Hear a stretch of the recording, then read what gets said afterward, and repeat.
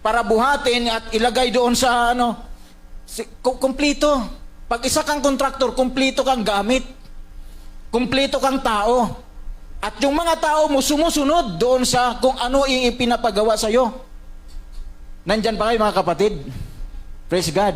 Yung tao. Kaya nga dapat pala ang contractor eh. Dapat kumpleto. Kaya nga minsan yung sa akin may gumagawa.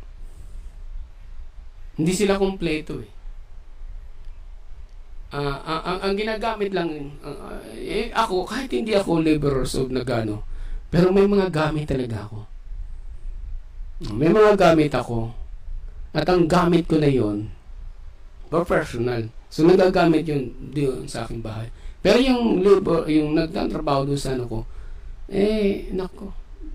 Umasa na lang doon sa gamit ko. So ganun Ganun din. Spiritually. Hayaan mo na lang yan. Hayaan mo na lang yan. Kanya-kanya na lang tayo. It is not.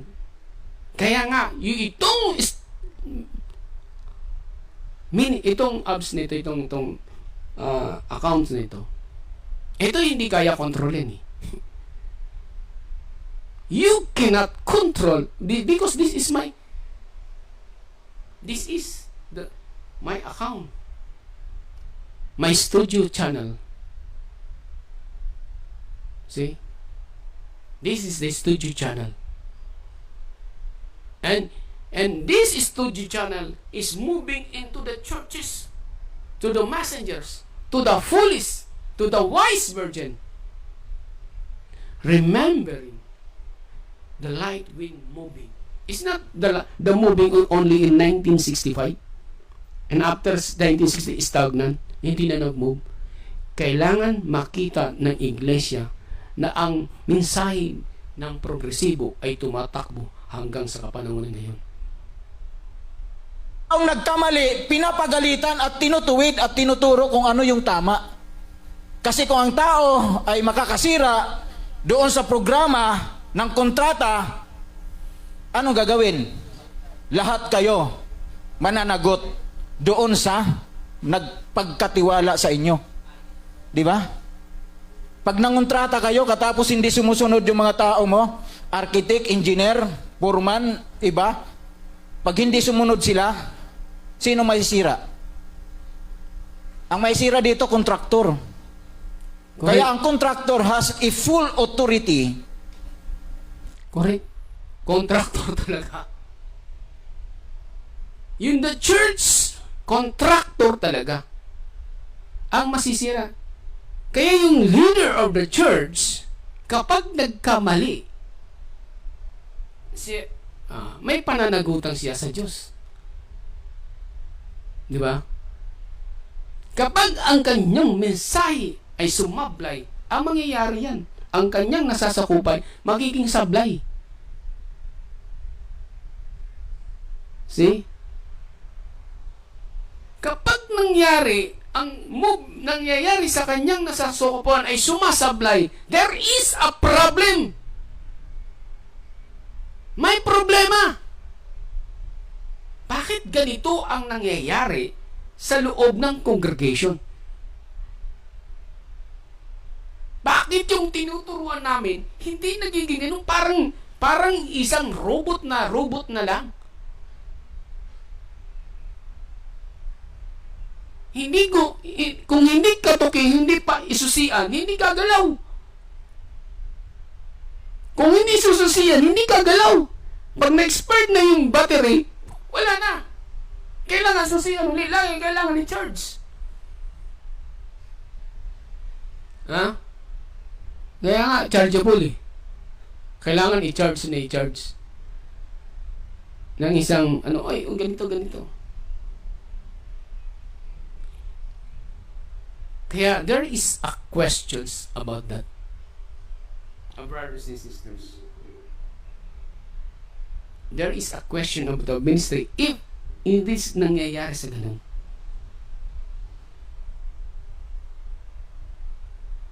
Doon sa project na yon. Pero dito, project ito about doon sa spiritual. Paano hinawakan ni Pablo?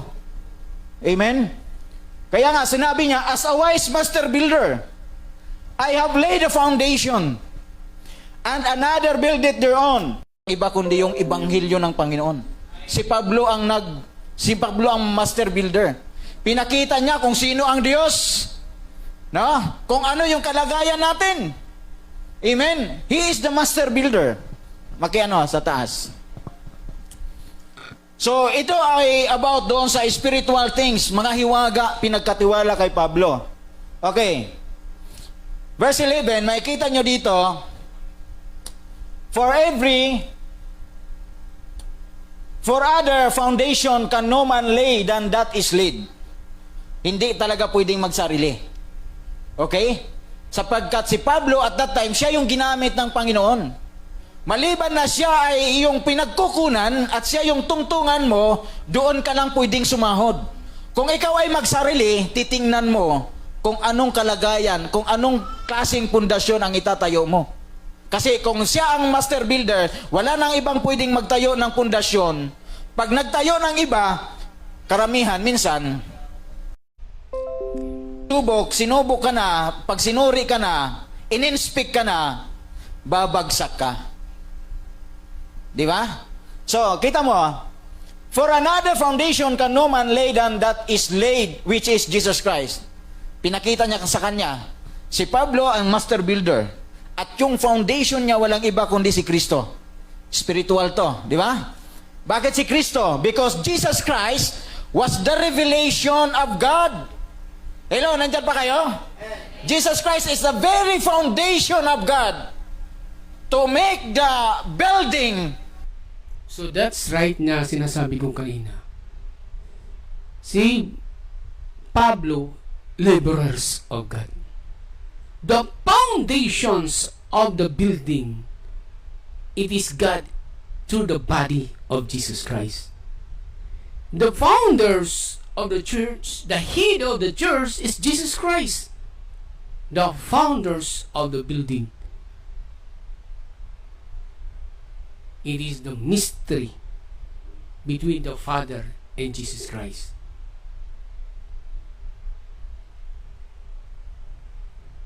Flourish, no? Glorified. Hallelujah. Kaya yung pundasyon natin ay matibay. Sapagkat ang master builder natin walang iba kundi si Pablo. Okay. Amen. Sabi ni Hindi si Pablo yung master builders natin.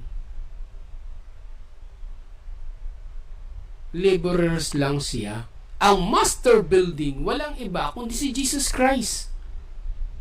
Ang master builders, it is God into the body of Jesus Christ as a glorified body of Jesus Christ.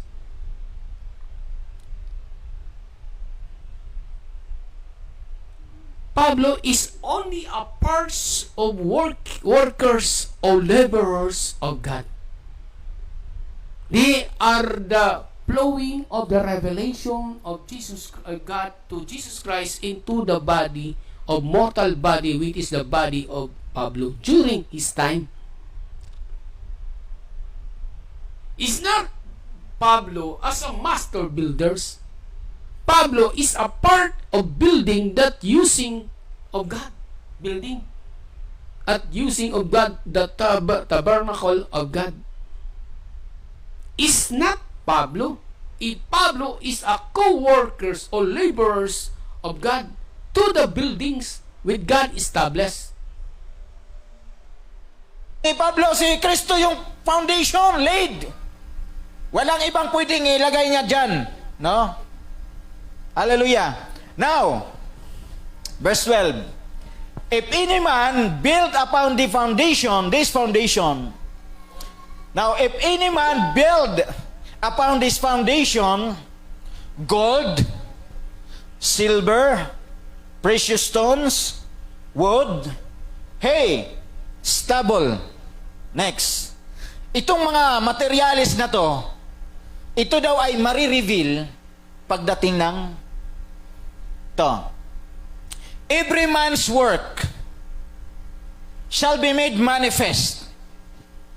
For the day shall declare that, because it shall be revealed. Pagsubok.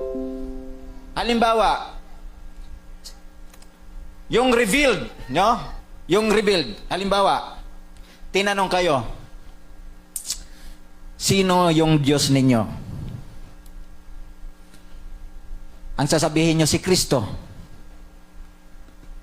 Mahahayag kung totoong pundasyon ang natanggap ninyo. Okay. Ito yung sinasabi ko na foundations of the body of Christ. Like for example, sinasabi ni Brother Marcellan na us about Godhead. Yung sinira ng Diablo about the foundation of the true Godhead. Ngayon, ang ginagawa ngayon ng wise virgin, rinirestored yung perfect message of the Godhead. Ibinibuild sa kanyang foundation as a perfect man, a statue of perfect man, especially yung Godhead. Kita mo yung Godhead ngayon. Sinisira ng police. Ngayon, inire-restore naman ng wise. The perfect message about the Godhead. Sa universal churches, maraming sumisira sa Godhead.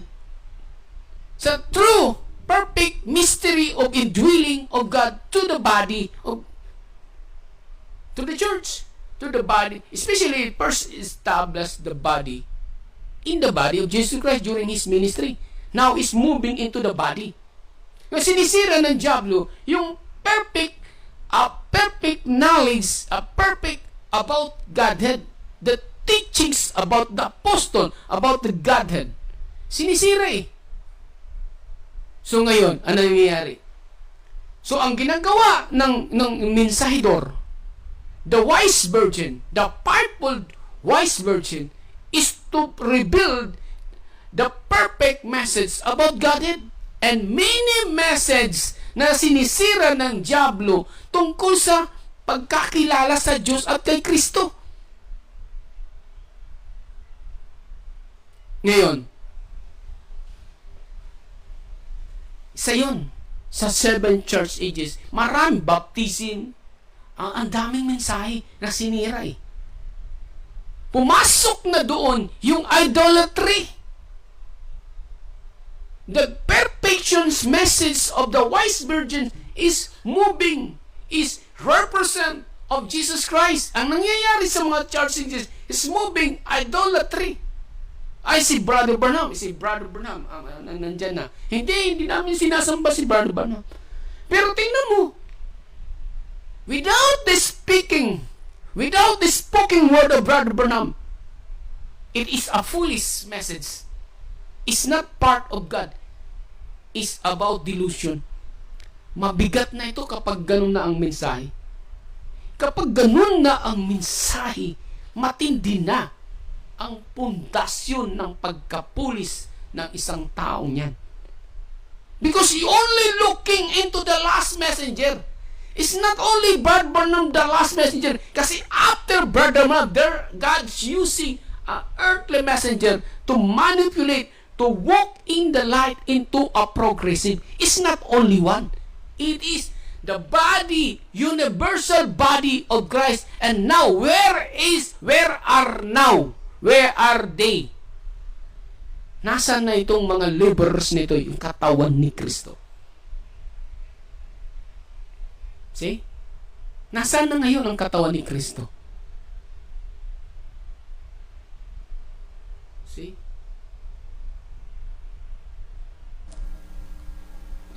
Ano pa? Yung ugali. Pag dumating sa punto na mayroon kayong pagsubok, ano ang gagawin ninyo? Okay.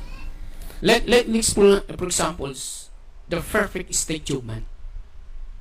The foundations of the perfect state of man are faith, virtue, knowledge, patience, temperance, godliness, brotherly, and God. That is the perfect judgment. That's the measurement of test. That is the measurement of this, especially in patience and temperance. knowledge, virtue, godliness, and brotherly. Brotherly, matindi. Matindi ang brotherly, to test a brotherly, to destroy the relationship between your brothers and sisters. See? Yung perfections of the message, God permit to test to individual, the churches, how to be overcome during His fire of testing. Kayo ba ay mananatili o kayo ay aalis? Ha?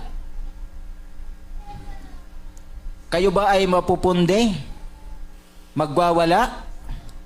It must be revealed. Because it is the Spirit. Ang tinutukoy dito, Espiritu na kung saan inilagay doon sa tao. Mahayag kung talagang tunay kayo, tunay tayo na nakatanggap na may ebanghelyo ng Panginoon. Amen? Ano yung karakter natin mayroon? It must be revealed. Amen? Kita nyo ha? And the fire shall try every man's work. Totoo ba? Na kayo ay Okay. Try. Every man work shall be made manifest. Nagmanifest ba yung salita? For the day shall declare it, because it shall be revealed by fire. Ito yung revealed by fire. During Jesus Christ at 12 years old, during the day of Jesus Christ as baptism of Holy Ghost, nabumba sa kanya, and fire shall try every man's work. Sinubukas siya. What sort it is? Kaya during the time of Jesus Christ, nung tinas siya 40 days and 40 nights, try and test in fire. Yung sinubok siya, try every man. Yung sinubok si Jesus Christ, doon sa wilderness, matindi at hindi kakayanin yan ng katulad natin. There is only one God, using of God, the Son of God, the only begotten Son of God. That is Jesus Christ. And try to test. Every one of us test about the ministry. We are testing. But how to be overcome it. You see? Hallelujah. We are tested. Every one of us, how to be overcome. Not only we are pupunta lang tayo sa isang church, we are going to worshiping in Sunday in only a few hours. But after Sunday, Monday, Tuesday, Wednesday, Thursday, Friday, and Saturday, we have no work. We are looking only the one. But you are not looking into the body of Christ. If you are not looking into the body of Christ, there is something of you that in the 10 Commandments, God said, I am jealous God. Sa time ngayon, hindi napapansin yan. Kaya hindi kinakausap na sila eh.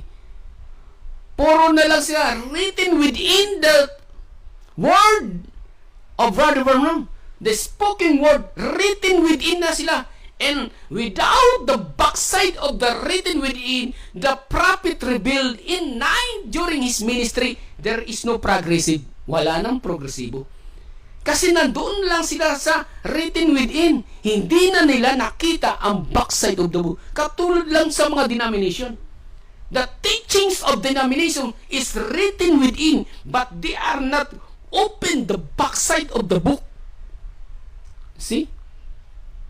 The backside of the book, it is the very important message because it is the revelation of the Holy Ghost. It is the manifestation of the Holy Ghost into the perfect message. Manifestation to the earthly messenger to reveal the great mystery of revelation. Hallelujah.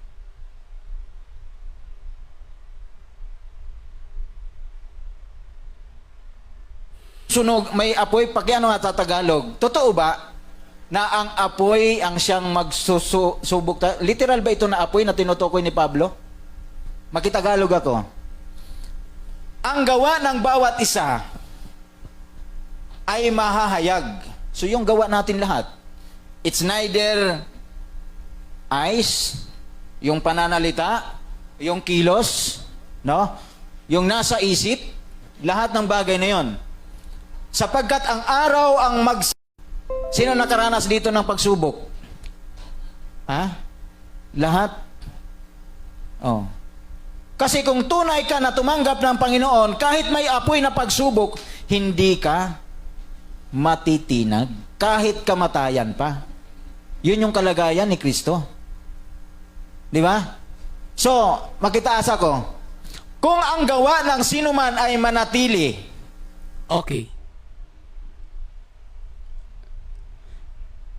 Let's be open to reveal the 1 Corinthians 3 verse 13. Every man work shall be made manifest. Ano yung manifestation yan? It is the manifestations of the revealing of the word. For the day shall declare it, for the day it was declare it. It is the revealed by fire. It is the manifestation, that is the baptism of fire. Holy Ghost, the baptism of Holy Ghost in fire. It is the revelation manifested into a man, messengers of God. For the day declare it, because it shall be revealed by fire. It is the third message. It is the revelation. Brothers and sisters, nagluloko yung aking It is a revelations of God. See? The revelations of brothers and sisters. It's God's word. It is God's message. If it is God's message, by revealing, it is the manifestation to every man, work whatsoever it is. See?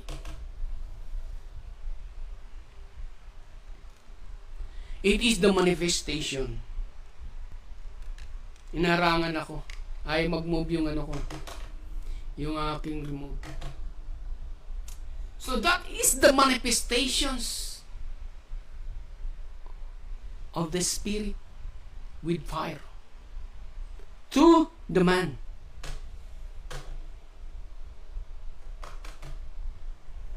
It is the revelation. It is the special revelations of God.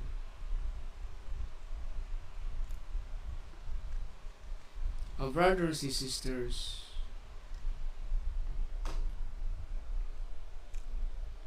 it is important.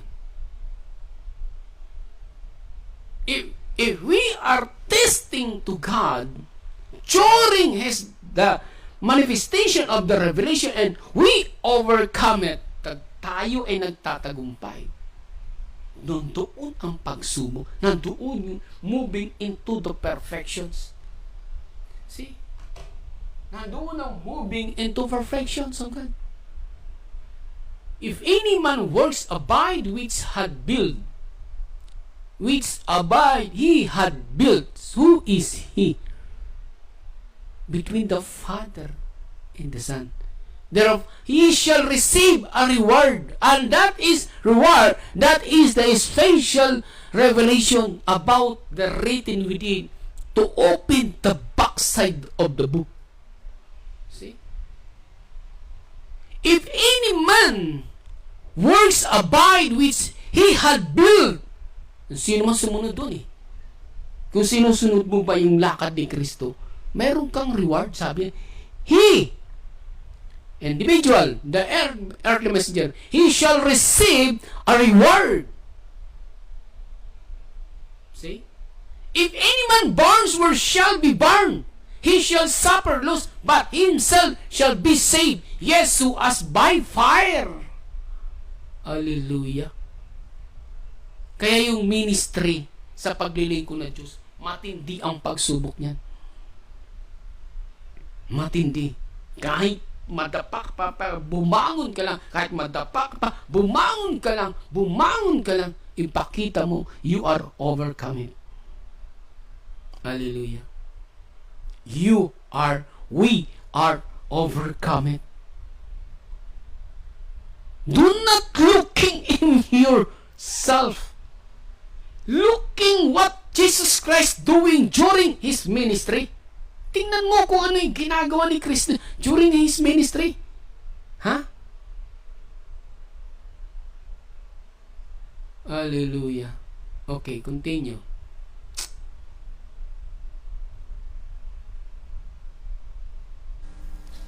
Na kanyang itinayo sa ibabaw ni Yaon, siya'y tatanggap ng kagantihan. May reward ang mananatili. Di ba? So, kung ang gawa ng sino man ay masunog, makitaas.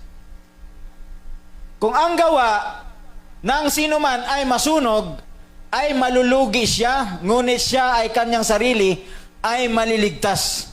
Gayon may tulad sa pamamagitan ng apoy. Hindi ba ganinyo nalalaman na kayo'y templo ng Diyos at ang Espiritu ng Diyos ay nananahan sa inyo? So, bakit itinuloy ni Pablo doon sa kalagayang pisikal na kayo daw ay templo ng Diyos? Na ang templo na to ay sinusubok ng apoy. At yun ay apoy ng pagsubok. Amen? Sino mga Kristiyano na totoo na hindi sila nakaranas ng pagsubok? Lahat sila nakaranas ng pagsubok. Kaya yung pagiging Kristiyano hindi masaya. No? Sabi ni ano,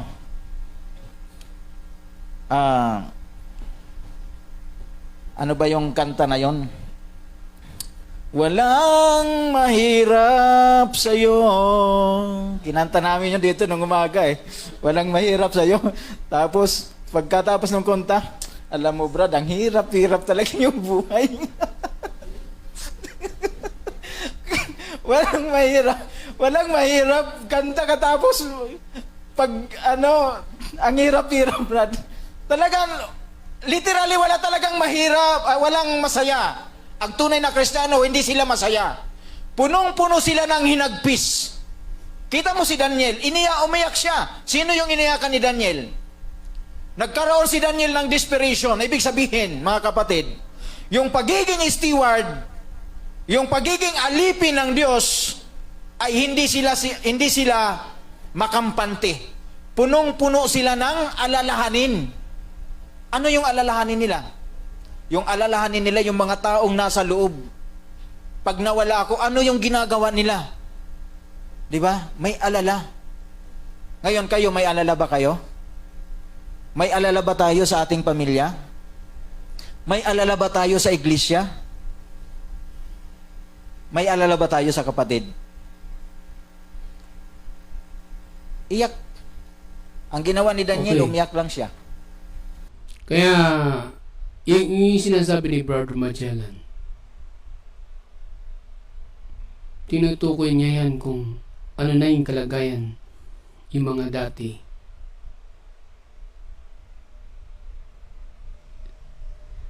Ano din ang kalagayan yung mga nandyan. Yung kamustahan. Wala yung pagkakaiba na isang basket na linagay dyan sa basket yung isda.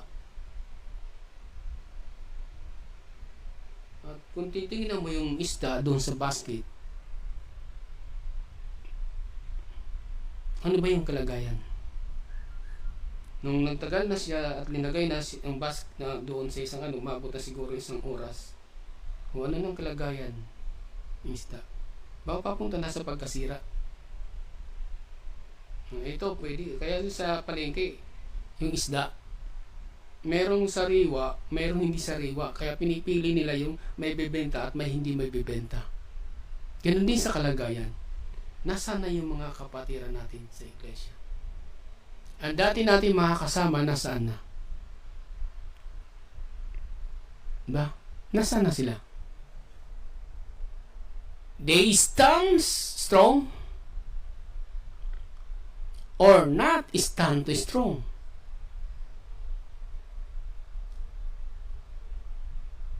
Diba?